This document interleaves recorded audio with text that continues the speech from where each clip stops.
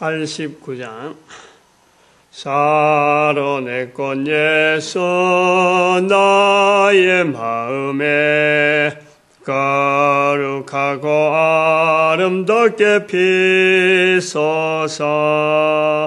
내 생명이 참 사랑의 향기로 간데마다 풍겨나게 하소서. 예수 사로내 꽃 너의 마음의 사랑으로 피소서. 사로내 하나님 말씀 요한복음 1장입니다.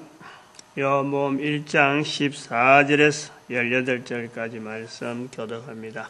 14절 말씀 제가 먼저 받들어 봉독드립니다.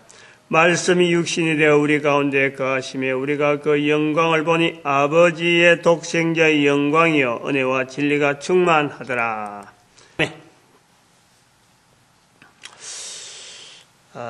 오늘은 요한복음 1장 14절에서 18절 말씀 가운데 15절에 있는 말씀에서 요한이 그에 대하여 증거하여 외쳐 가로되 내가 전에 말하기를 내 뒤에 오시는 이가 나보다 앞선 것은 나보다 먼저 계심이니라 한 것이 이 사람을 가리킴이라 하니라.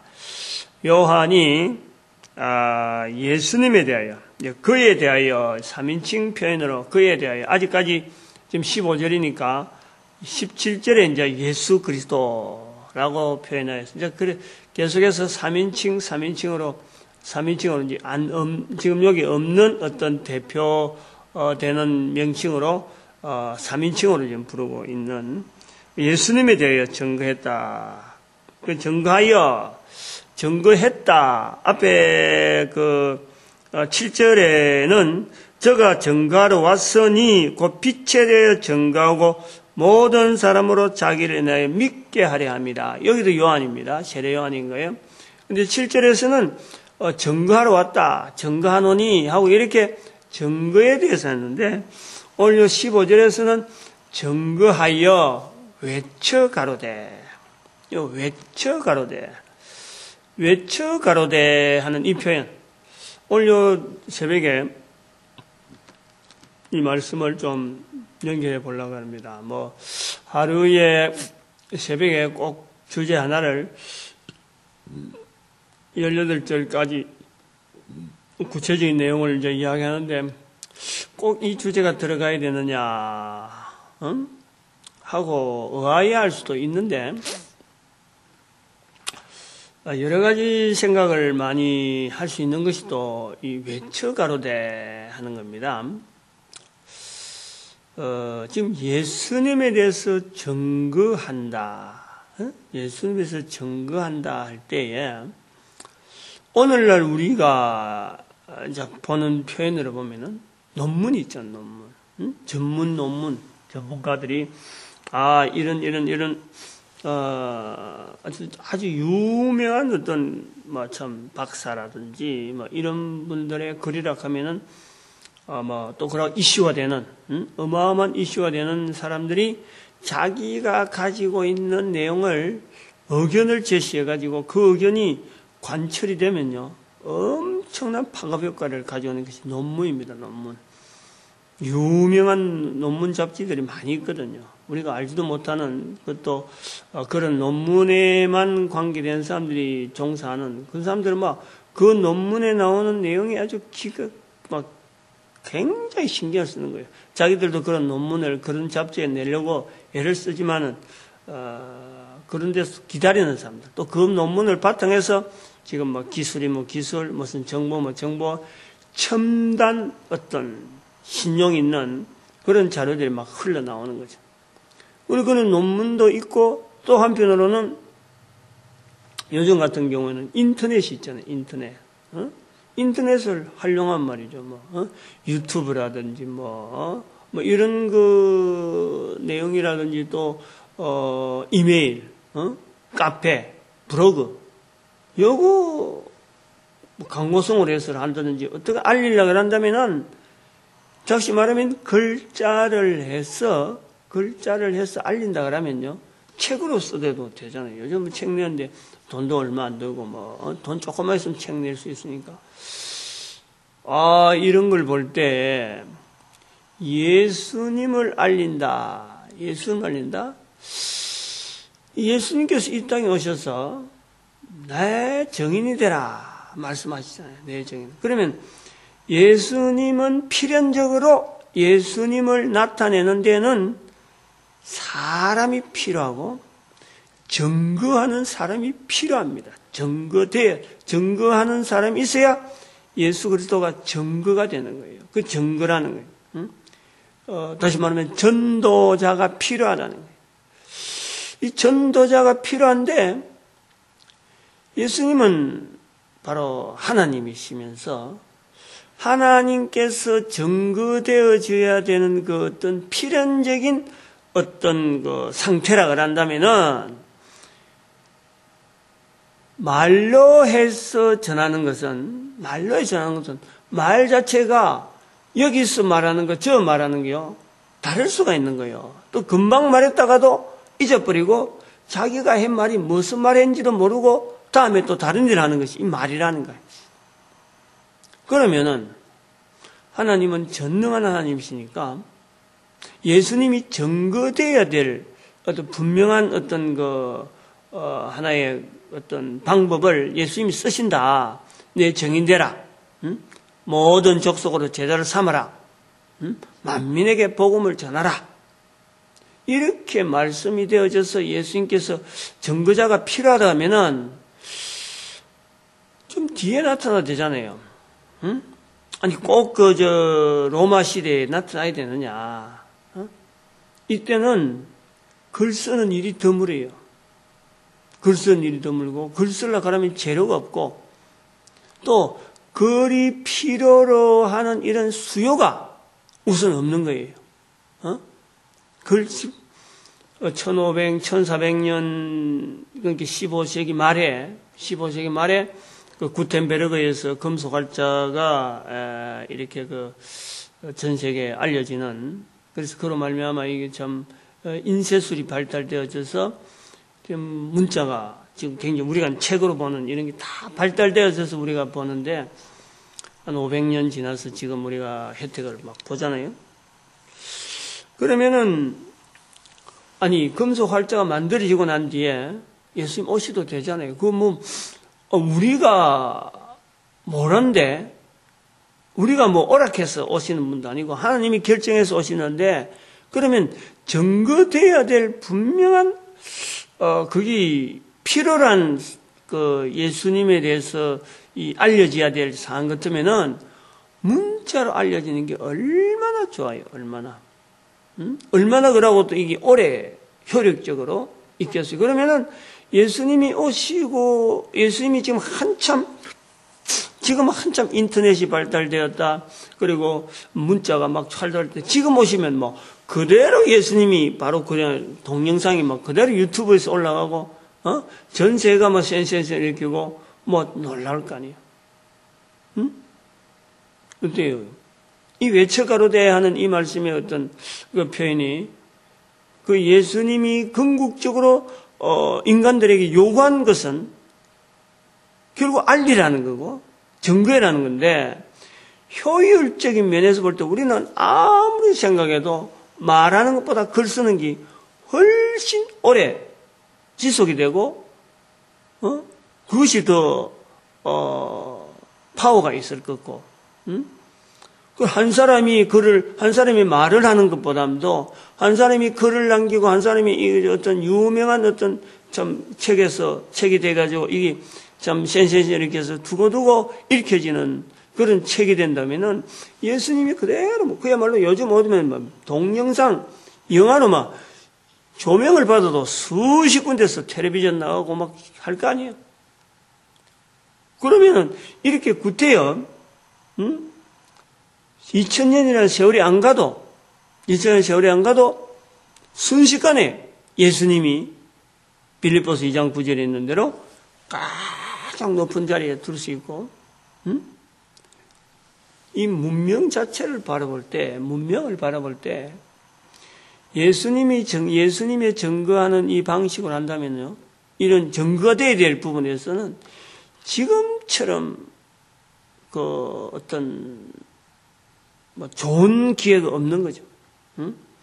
조그마한 사람도 전 세계 사람들이 지금 공감하고 김일성 죽은 것에 대해서 김일성의 아들 김정일 죽은 것에 대해서도 지금 텔레비전에 쫙 아마 세계 사람들 중에서 가장 아마 관심 가진 죽음이 되지 않는가 봐요. 거의 모르는 사람이 없을 거라. 김정일이가 죽은 것에 대해서.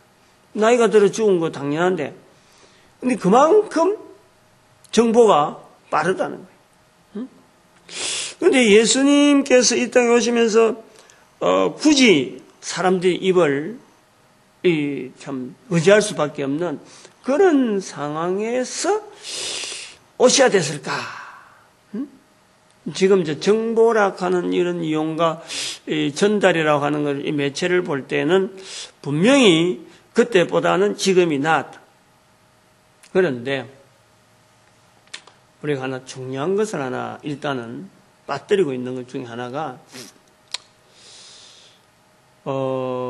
이 정보의 어떤 정보 전달의 가장 어떤 획기적인 사건이 아까 말했지만은 구텐베르그의 금속활자, 인쇄술의 발달, 이거에서 우리가 볼 수 있어요. 아주 획기적이죠. 큰 어떤 물꼬가 그때부터 터 있다. 그리고 지금은 이제 인터넷 때문에 물꼬가 팍 트이는 거 아니에요. 그러면은 한번 생각을 해보죠. 거기 지금의 인터넷이 되기 전에 문자가 없었으면 안 되는 건데, 그 문자의 어떤 발달이 지금부터 한 500년 전에 있었다 할 때 구텐베르그의 금속활자, 우리도 사실은 이런 것 때문에 우리나라에도 목판 인쇄술이 발달했다. 이제 팔만대장경 고려 시대의 몽고군의 어떤 원나라의 이 침략에 대해서 좀 우리나라가 불심으로 이겨볼까 하고 이제 팔만대장경을 만들었어요. 그때의 목판 인쇄술이 있어요. 목판 인쇄. 그거는 벌써 굉장히 빠르죠. 그보다 더, 근데 목판 인쇄는 이게 하나의 범용이 아니고, 일반적인 사용이 아니고, 제한된 사용이었다. 그래가지고 그것이, 단순한, 이제, 호환이 안 되는 거죠, 호환이. 금속활자는 호환이 되는 거죠. 이 글자 막 섞어갖고, 인쇄술이니까. 그런 것에서, 제한된 것에서 오히려, 시대는 앞섰지만은, 이것이, 알려지지 않는 그런 것으로 우리가 보는데, 어쨌든 인쇄술이라는 것은 그만큼 획기적이에요. 그런데, 우리가 1400년대에 있었을 그 인쇄술이 발달할 수밖에 없었던 요인을 우리가 보면은요, 바로 수요라는 거예요, 수요. 수요가 있었으니까 이 만들어졌다는 거지. 그러니까 다시 말하면 그 인쇄를 많이 해야 될 문자의 보급, 이게 필요했는데 그 문자의 보급에서 뭐가 되냐면은 이 성경이 필요하다, 성경이. 성경이 제1차적으로 이게 문자적인 보급으로 통해서 필요한 거예요. 역설적입니다, 이게. 성경의 보급이 필요해가지고 성경으로 인해서 일으켜져야 될 수요가 자꾸 많아지다 보니까 첫 번째에 인쇄를 요구하는 문자를 통해서 이거 받아들이기를 원하는 자료가, 정보가 뭐냐면 이 성경이었는 거예요, 성경. 그래서 인쇄술이 발달하게 된 거예요. 이걸 알아요. 거꾸로 간 겁니다. 거꾸로. 다시 우리는 아까 내가 이야기 자체가 거꾸로 간 거란 말이야. 정보가 발달해 있는 지금의 예수님께서 오시면 오히려 참 이 전달이 빠르지 않겠느냐라고 보는데 그러한 전달 매체가 발달하게 된 첫 번째 우리가 그 하나의 큰 어떤 사건이 인쇄술 발달이라 본다면은 그때가 1400년 예수님 오시고 거의 1400년 동안에 인쇄술이라는 것은 이 거의 지역적으로 아까처럼 목판 인쇄 어떤 이런 지역적인 건데 손으로 쓴 거예요. 손으로. 근데 손으로 쓰니 답답하고 어떡하냐 사람들은 지금 글자 된 걸 여러 사람이 똑같은 글자를 많이 필요한데 손은 말이요. 손으로 쓰면 아무래도 이거는 오타가 나오는 거예요. 오타가. 그래서 틀리지 않고 똑같은 단어에 똑같은 정보를 틀리지 않고 똑같이 볼 수 있는 것에서 이 금속활자가 필요로 한 그런 수요인데 바로 그것이 성경의 내용에 대해서 성경을 알고자 하는 성경에 대한 필요를 요구하는 거예요. 그게 313년에 있었던 로마 제국에서 참 소위 말하면 이 기독교를 기독교를 공인화시키는 것으로 인해서 이 폭발적으로 이제 교회 안으로 사람들이 많이 몰리고 또 로마 제국 전체에서 이 기독교를 하나의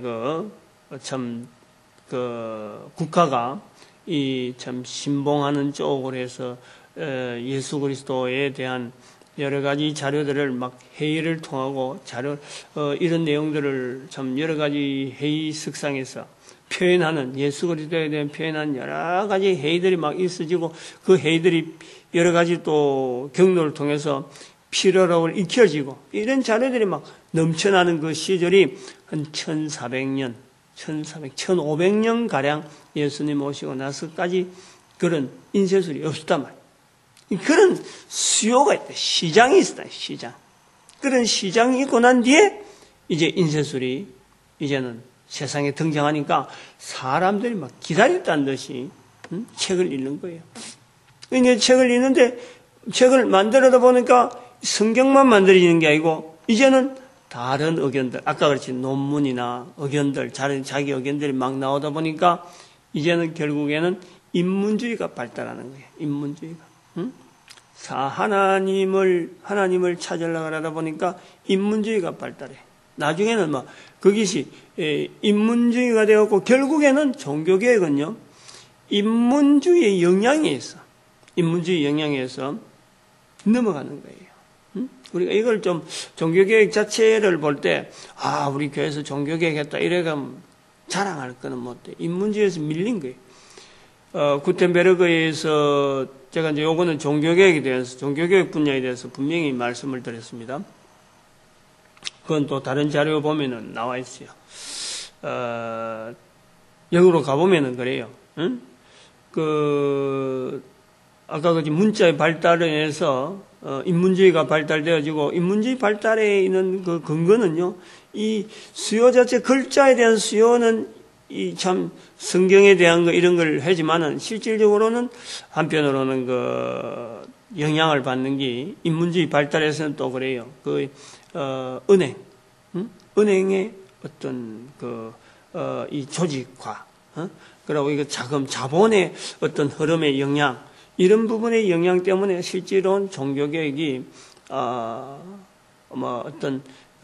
왕들의, 군주들에 의한 영향들에 의해서 종교개혁이 거의 좌우되었다라고 볼 수가 있어서 우리는 그것을 하나의 큰 획기적인 사건으로 보지만은 실제로 큰 눈으로 보면은 이거는 다시 한번 재고되어야 될 그런 부분으로 우리 봐집니다. 그래서 요게 오늘 본문하고 이제 접근해 볼 때는 외쳐가로되 예수님을 전가하는데 하나님께서 보실 때에 지금 오셔도 되지만은 다른 어떤 영역을 하면 되겠지만은 하나님이 보실 때 가장 효율적인 증거는 효율적으로 예수님을 증거되어지는 것은 일단 사람의 입으로 나오는 이 말에 있다는 것을 하나님께서 그걸요 인정하는 거예요. 하나님께서 그걸 들어 쓰시는 거예요. 이거 우리가 생각을 해봐야 되는 거예요. 외쳐가로되 하는 이 단순한 말 한마디가 실제로는 하나님께서 보시는 인간의 언어를 통해서 예수 그리스도가 전달되어지길 바라는 하나님의 섭리라는 거예요. 섭리. 문자도 있고 또 다른 어떤 그림도 있고 여러 가지 중간에 정보를 해야 될 정보 전달에 대해서 여러 가지 매체가 얼마든지 있을 수 있지만은 가장 기초적으로 그리고 가장 하나님께서 기대하는 완벽한 인간을 위해서 전달되어지길 바라는 가장 완벽한 매체는 이불을 통해서 하는 거예요. 이불. 그런데 이제 두 번째로 이제 넘어간 주제가 이 입이라는 것이 얼마나 이게 우리 사람의 입이요 이 불안한지 모르는 거예요. 내가 말했지만은 다음에 내가 금방 내가 말 안 했다 할 수도 있는 거고. 왜냐면 이게 그 당시에 뭐 기계도 없고 아무것도 없는 거 아니에요. 녹음기 갖다 대도 거짓말 하는데. 그리고 자기 스스로도 햇말을 잊어버리잖아. 어저께 햇말은 오늘 지금 다시 하라 하면 어려워요. 그리고 또 야고보서 같은 경우도 한 입에서 찬송이 나오고 저주가 나오는 거예요. 지금 제가 말씀드리는 하나님 말씀을 하지만 만약에 상황이 내서 내 입에서 욕이 나올 수도 있는 거예요. 욕이 나올 수도 있다. 이 사람의 입이 동일한 사람의 입인데 거기에서 찬송이 나오고 저주가 나오고 이런 거 아니에요. 그래서 시편에 12편인가 그 가보면요. 이 입에 사탄이 입에 있다고 그랬어요. 입을 사람의 입을요 내끼다 이렇게 하는 표현이 있어요. 그리고 그것이 야고보서하고 연결해 볼 때는 바로 인간의 몸에서 사탄이 있는 곳이 어디냐라는 위치를 만약에 이야기한다면 혀에 있어요. 혀에. 바로 하나님께서 영광 받으시고자 하는 이 부분이 바로 저는 요것 때문에 외쳐가로되 하는 입을 통해서 하나님께서 지금 영광 받기를 바라는 거예요. 이 사탄의 권세를 제어할 수 있는 어떻게 보면은 사탄의 근거지며 본거지며 사탄의 역사가 있는 말, 이 말을 통해서 이 입을 통해서 개인의 구체적인 인격이 나타나는 그 입을 통해서 하나님을 찬송할 수 있는 그 입이 되도록 하나님께서는 원하시기 때문에 외쳐가로되 외치는 입에서 하나님은 영광을 받기를 바라는 거예요. 나오는 말 속에서 하나님은 영광을 받기를 바라는데 그 말이 바로 예수 그리스도를 증거하는 말이 되기를 바라는 하나님의 섭리. 그래서 입을 통해서 전달되어지는 이 어떻게 보면 미련하고 굉장히 약하고 보잘것없고 내가 지금 여기서 말한 게 누가 알아듣겠어요? 누가 알아듣겠어요? 지금은 제가 이 동영상을 일부러 남기려고 하는 것도 이 말을 어쨌든 간에 입에서 나오는 말이 전달되어지기를 바라는데 이게 나중에 인터넷을 통해서 말했던 현재 있는 매체를 통해서 지금 전달하려는 거예요. 글로서 쓰면 얼마든지 책으로 하면 되겠죠. 그러나 최소한의 참 입에서 나오는 이 말을 지금 인터넷이라고 하는 이 또 다른 하나의 계기가 되어지는 이 사건 여기다 지금 얹어서 지금 전달하는 도구로 삼으려고 이렇게 준비하는 것도 이게 그 사람의 표정이나 또 그 이 동영상이 나옴으로 해서 듣는 사람들이 지금 시대가 이제 어떤 시대가 앞으로 이 언어를 들을 수 있는 사람이 앞으로 500년 동안을 들을는지 언제까지 이 말씀을 들을는지는 모르겠어요. 이 말씀이 전달되어질지 모르겠어요. 왜냐하면 예수님 오실 때까지는 이 말씀이 전달되어지길 바라요. 우리가 이런 언어에 대한 이런 표현이라든지 제가 지금 동영상을 올리는 이런 모든 내용들이 사실은 그 교회가 2000년 전부터 이런 데서만 고민을 좀 했더라면은 오늘날에까지 이렇게 참 하여튼 그거는 좀 다르게 들어가고, 하여튼 그런 안타까운 좀 생각이 있어서 어떻게 하든지 알리려고 그래. 어떻게 하든지 이런 표현들을 알리려고 그래.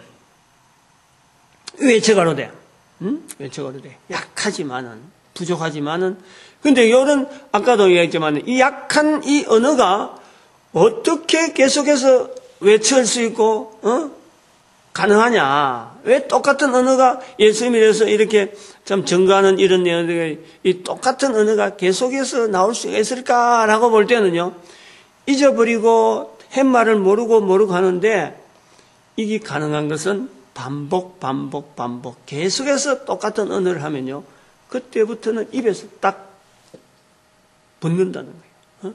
내 입에서 어떤 근육 형성, 그리고 내 구조, 생각하고 말하는 이런 통로, 여러 가지의 어떤 그 장치들이 예수 그리스도에 대해서 나올 수 있는 이 표현에 대해서요, 사도 요한의 늘 이야기하지만 이 1장에서 18절에 있는 이 표현대로 계속 되어지는 그 언어에 대한 이 여러 가지 구조, 통로 자체가 훈련이 되어서 예수 그리스도에 대해서요, 옆으로 따가 나가지 않는 거죠.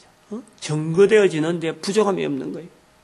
그것이 1장 1절에서 18절 사이에 있는 계속 어제도 말씀했지만은, 그가, 태초에 말씀이 계시니라, 그가 바로 빛이었고, 생명이고, 그리고 참 빛이고, 그 다음에, 말씀이 육신이 되었고, 독생하신, 아버지의 품속에 있는 독생하신 하나님이다 하고 계속해서 예수 그리스도에서 증거를 나오는데, 딴 길로 안 나간다. 딴 길로. 엉뚱한 이야기야.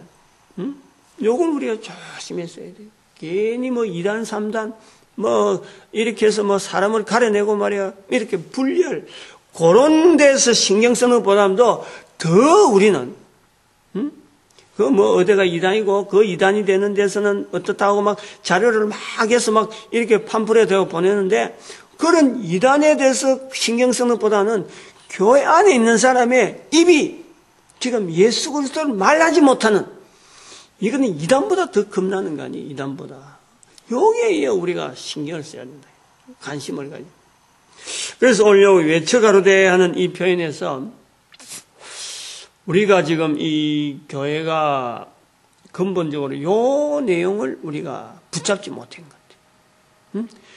이 사도 요한이 세례 요한의 그 증거에 대해서 외쳐가로되 하고 그 표현하는 이 부분에 대해서 지금 사도 요한도 바로 이런 외침이 이런 것에 대한 내용이 많이 있었다는 거지.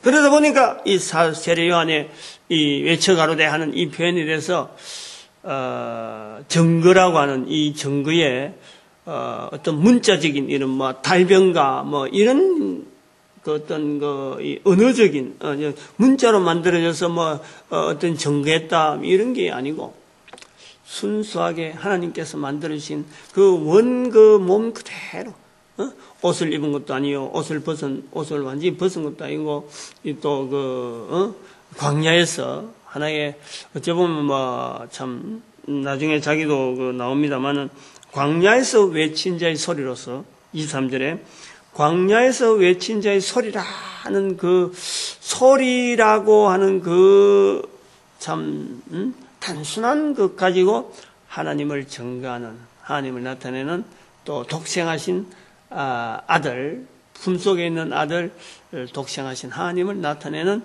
그 자리에 이 세례 요한이 쓰임 받듯이 바로 사도 요한이 또 그렇게 외친 자의 소리로서 자기를 지금 나타내는 거예요. 아무도 알아듣는 것 같지도 않는데 이것이 앞으로 참 예수님 전하는 데에 분명히 쓸 것이다. 제가 늘 하는 말이 어릴 때 아주 얼마 전 몇 년 전이죠. 이 전도에 대해서 이거 너무 사람들이 모른다. 이런 걸 생각했을 때 제 스스로가 이거 제 스스로가 여러 사람 앞에서 그랬어요. 전도대학을 이끌고 일할 때 2006년도부터 광야에서 외친 자의 소리와 같다. 제가 표현이 그랬어요. 너무 참 이 교회가 이 전도에 대해서 너무 떨어져 있더라 하는 그런 느낌이죠. 그래서 이 광야에 외친 자의 소리, 그 외쳐가로되. 그러나 하나님은 마침내 세례 요한을 쓰셨고 사도 요한을 쓰셨고 또 사도 바울도 쓰고 오늘 전도하고자 하는 이 자료를 하나님께 쓰시는 거예요. 그래서 이런 데서 외치지만은 결국 동영상으로 인터넷을 통해서 퍼지지 않겠느냐 그 기대를 가지면서 지금 준비를 하고 있는데 언제까지 쓸지 내가 뭐 살아있는 동안 이거 쓰인다 안 쓰인다 이건 내가 확인해 볼 필요도 없는 거예요. 저는 아마 한 20년 지금 한 20년 정도만 더 살면 난 이 땅이 없어요. 이것이 어떻게 쓸지 안 쓸지는 나는 몰라. 근데 성령님께서 아마 분명히 예수 그리스도를 나타내는데 효과적으로 쓰임 받기를 소망하면서 이 자료를 남기는 겁니다. 오늘도 우리가 이 성도라고 자리를 한 번 더 우리가 정리를 하면서 이 참 예수 그리스도 이름 앞에 자랑하는 예수 그리스도 이름을 우리 입에서 나타내는 이 일에 참 대단한 자부심을 가져야 될 것 같아요. 이거는 놓치면 안 돼요. 새벽마다 기도하고 어디 하든지 이것을 기도해야 되고 또 하나 기도해야 될 것은 이 세 가지 우리 새벽에 하는 이 기도는요. 다른 기도 복잡하게 무슨 문제 때문에 기도할 게 아니라 요거 세 가지만 가지고 평생 기도하는 그런 내용을 해서 이 새벽에 계속해서 알리는 거예요. 교회가 하나 되길. 어떻게 하든 전도하는데 하나 되길. 그리고 우리 민족이 하나님 앞에 쓰임받기를 70억 인구가 지금 기다리고 있어요. 우리 민족을. 지금 북한에서 김정일이 사망이 지난 토요일 날 그러니까 12월 17일 토요일 날 사망했는데 대한민국 우리나라에서는 알기는 월요일 날 알았어요. 그러니까 시간을 지난번에 이야기했는데 49시간인가 이런 이후로 알았다 하고 지금 좀 그렇게 이야기하는데 이런 그 변화가 우리 민족에 걸어가는 걸음에요 분명히 영향이 있어요. 하나님께서 쓰시는 섭리 속에 영향이 있어요. 그런데 하나님 앞에 선하게 쓰인 쪽으로 우리는 참 예를 많이 써야 돼요.